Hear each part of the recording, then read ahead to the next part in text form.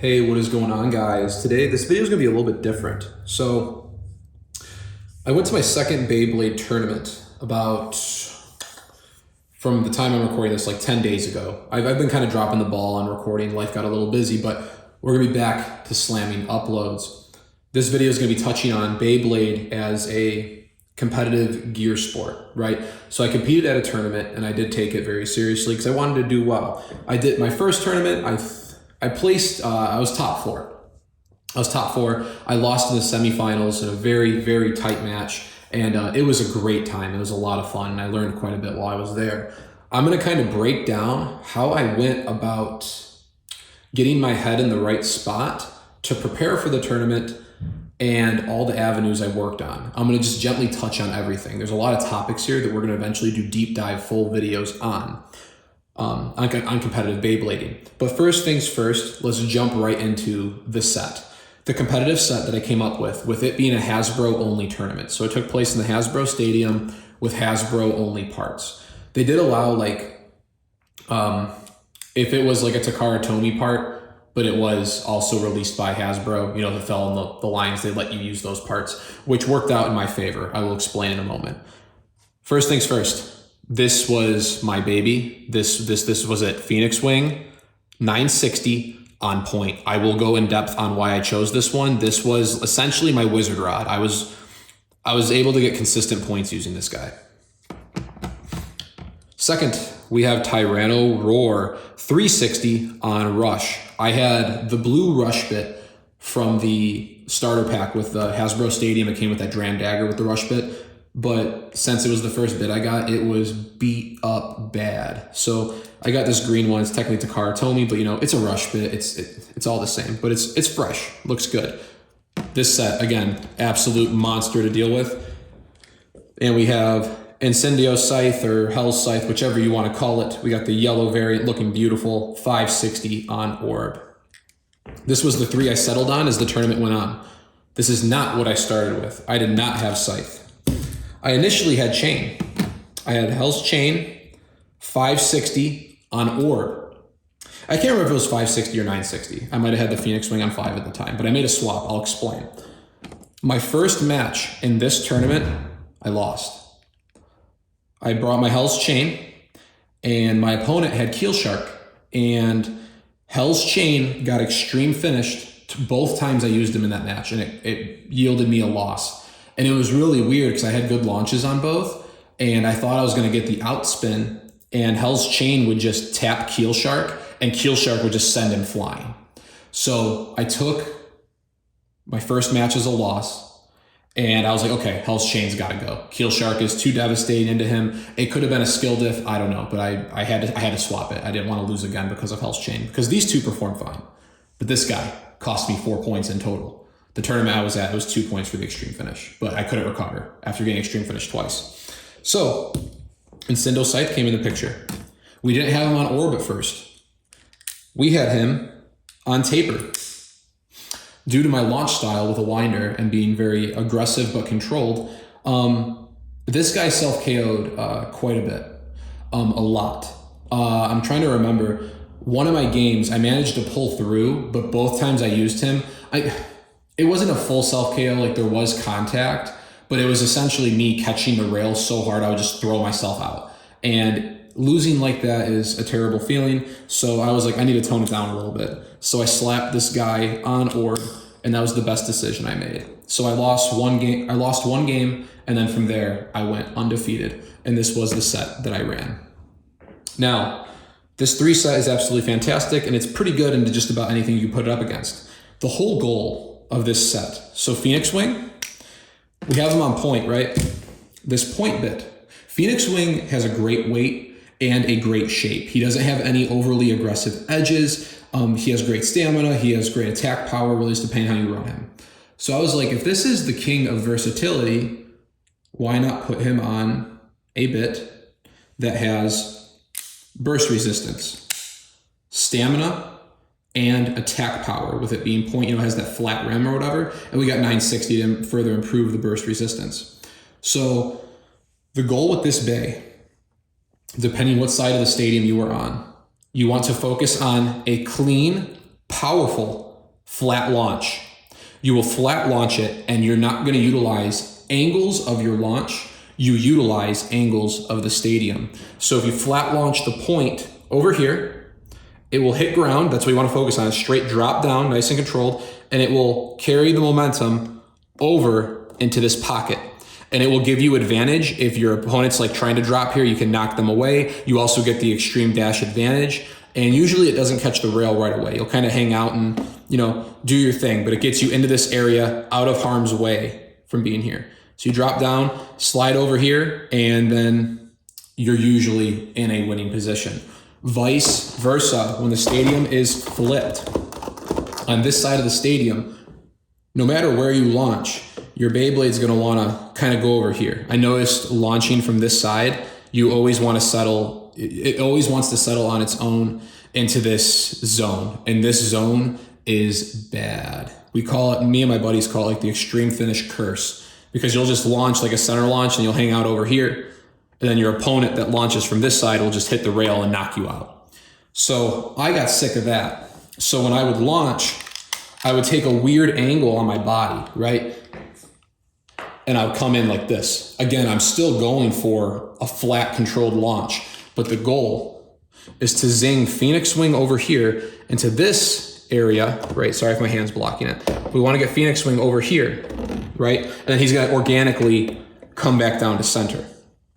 Now, with this motion being kind of long, your opponent's probably going to be shooting this back way, right? So if you're coming in this way, you can block your opponent if they're going for this pocket. It can result in a handful of relaunches, but it's one of those things like, what are you willing to take or give?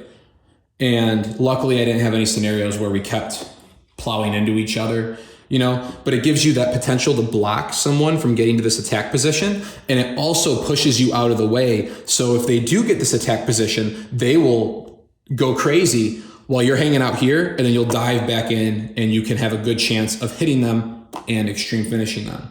It is that simple. It is just controlled, powerful flat launch here. Momentum carries up here, and it dips back down, and you'll be at an advantageous position. Vice versa here.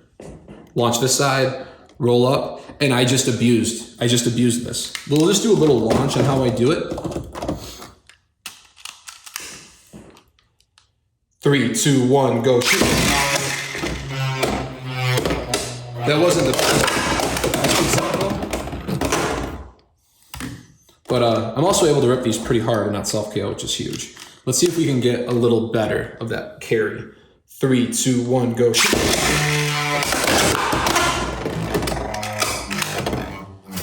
I'm not nailing it on repeat. I'm just trying to give an example. But you see, you settle like over here, and that puts you in a great spot for offense to knock your opponent. And also being on point, if your opponent is running stamina and they're trying not to disturb you, well, you're on a point, man. Like you have insane stamina on this. And if you also wanted to be super aggro, you can just angle launch it. And you got essentially like a gimmicky flat type bay. It's gonna hit like a truck, whatever, you get the point. Most versatile setup here. The results of this Phoenix Wing are going to be completely dependent on how you launch it. Now this launching strategy will be utilized exactly the same for Tyranno Roar. Tyranno Roar is another Beyblade that has a great weight attribute and a fantastic shape. He's able to roll off a lot of big hits and dish out big hits. We have him on Rush. Due to the lower gear count on the Rush bit, there is very little volatility in running this bit. So you can focus on fast, aggressive, powerful launches with minimal worries of self-KOing. I will demonstrate. I'm going to power launch this, and I hope I don't self-KO. At the tournament, this guy did not self-KO much. This guy he got me a lot of points. 3, 2, 1, go.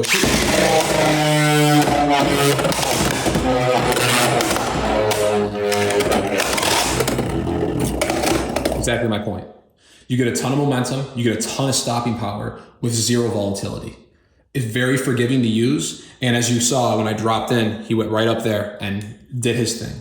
Fantastic setup. I don't even know who's stronger. I think Phoenix Wing's a little bit stronger, but the fact that this guy, you can just wrench your launch and there's not too many worries, that was the beauty of this guy. Now, Scythe on Orb. pretty cut and dry. You're going to definitely have to figure out how to launch him based on what your opponent's running. But this is the only thing that changes. I would even sometimes still do that same launch style and get him over here. But with him being on orb, I wanted him to catch this and just rotate on this lip. That's what orb is the best at. And just bank on a little bit of RNG on dodging. Sometimes I would even drop here and let him lead in and just catch that. The whole thing is just to get him out of the way of an attacker, let them, X dash like 3 times and slow down, and then come in hot with the Incendo Scythe. So usually when I would get him, I would either do my usual, just like pocket drop. If that wasn't working, I would try to go for this inside corner here. And of course, that was not a good example. I hit the plastic. Let's see if we can do that again.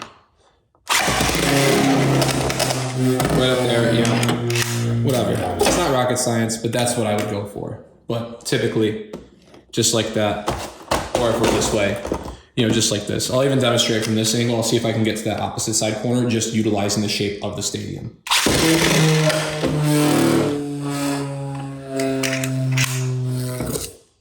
Wasn't the best launch, but again, we were over here. So if anyone's hitting the rail, they're not going to hit you if you're hanging out over here. So it's chill. You're not in no man's land,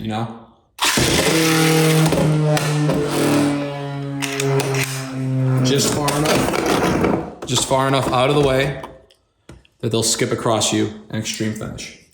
Now, as for the consensus I've come to with how to launch, I don't want to overthink this. I'm going to do eventually a full video on this. But there is one thing I've learned. I have an odd background in strength sports and stuff. Powerlifting. I've dabbled in a little bit of strongman, not competitively, but just the training. And right now, my recent kick is arm wrestling. Okay. So with Beyblade being a competitive gear sport, how could I apply my prior knowledge to this game and get an advantage out of it? Well, there's one thing they teach in arm wrestling. I don't know if you could see my body or not, but the most powerful point you can be at is center on your body, center of your chest.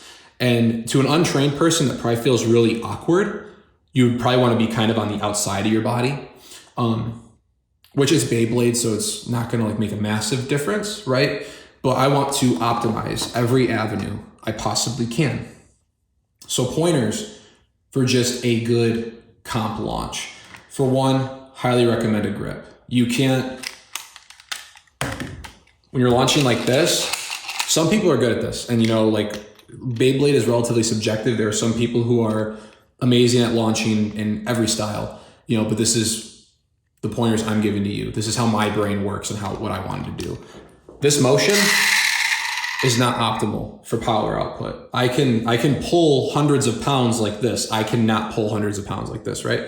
So I would recommend anyone a grip. And again, it varies person to person. My buddy Pocket Blair is in a lot of my videos. He likes to just pull like that. That's not my thing though. You get this grip.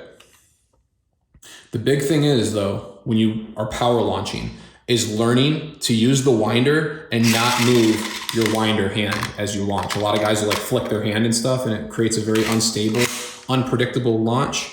You want to keep the launching, the pull hand, center on the body, right? And I'm going to fully straighten out my grip hand.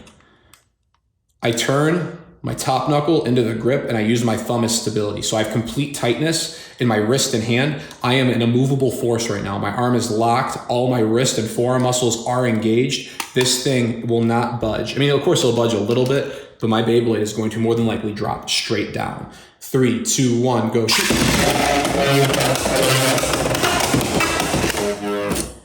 And in the video, it might look a little lame, but I am pulling this thing really hard, really hard. Let's put it on something a bit more crazy. Let's do Phoenix Swing on point. Arm is locked. I got my, everything is stable. Power pull. 3, 2, 1, go. But relatively, it's not going to be perfect every single time. I myself am still working on mastering this. I've only been doing this really for about a month now. 3, 2, 1, go. But yeah, That's pretty much the rundown. That's the thing I worked on, was just a clean centered drop. I talked to one of the other guys that won a couple of the tournaments, and funny enough, that was his biggest pointer, was just keeping the center on the body and just focusing on a nice fluent drop. He didn't focus so much on the extreme power output that I did, but he just focused on fluidity and consistency, and that yielded him 2 tournament wins back to back. You know, so during the tournament, I lost my first one and I was climbing. He was cruising, and we ended up facing in the semifinals, and it was a great match. But my buddy, I ended up talking to him. I was like, dude, like, did you like lock in on Beyblade, and like you were like, I'm gonna figure out how to dominate everybody? Because he was like undefeated for a long time. I was like, or did you just kind of have this style and it just worked or whatever?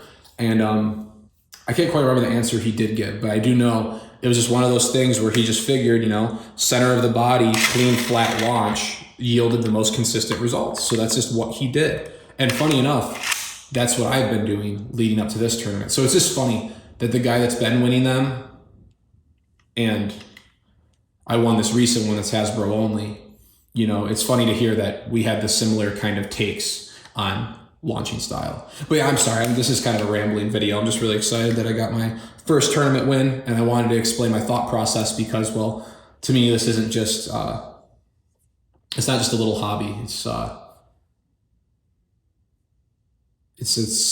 way for me to grow, you know, and I see progression and myself as a player, and that's important in life to, you know, have something to grow in. That's why a lot of people are addicted to going to the gym and stuff. You know, it's growth.